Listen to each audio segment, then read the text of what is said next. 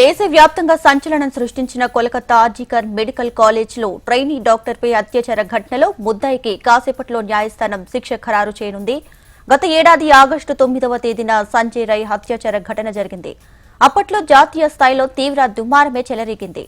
సంజయ్ రాయ్ని దోషిగా తేల్చుతూ కోర్టు తీర్పు వెలువరించింది.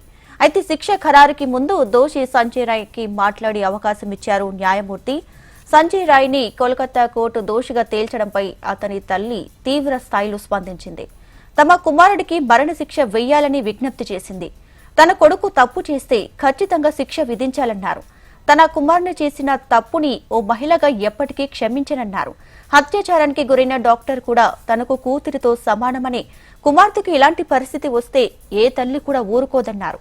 ఇవాళ కోల్కతా సెషన్స్ కోర్టు ఎలాంటి శిక్ష విధించబోతుందనేది ఉత్కంఠ అయితే రేపుతుంది.